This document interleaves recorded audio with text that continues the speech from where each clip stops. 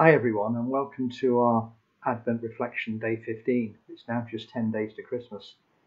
Today's verse is John 15, verse 15. I no longer call you servants, because a servant does not know his master's business. Instead, I have called you friends, for everything that I learned from my Father I have made known to you. In today's society, we're probably very unfamiliar with the role of a servant, and therefore perhaps we cannot appreciate the radical nature of what Jesus is saying to his disciples at this point. Our knowledge of the life of servants is probably only through watching dramas such as Downton Abbey, or perhaps Upstairs Downstairs. The servants did the bidding of their masters. They were the downstairs. The masters were upstairs and instructed their servants what they needed to do, and the servants were expected to just follow these instructions.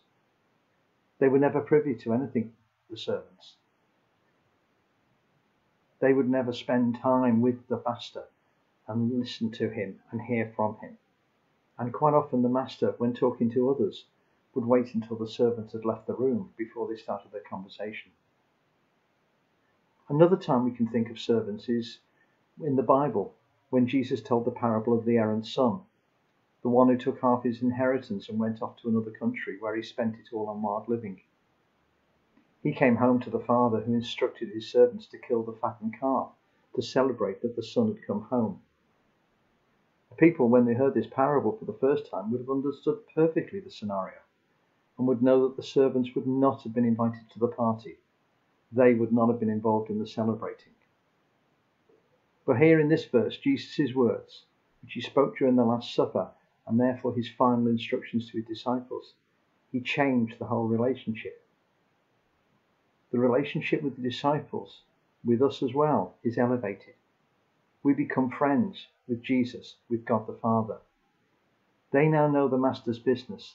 Everything that Jesus knows from the Father, he has made known to the disciples. He is treating the disciples in the same way as he would treat a friend, and a really close friend.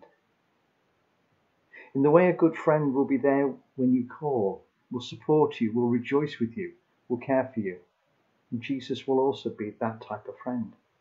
But he goes even further than any earthly friend, because he laid down his life for you.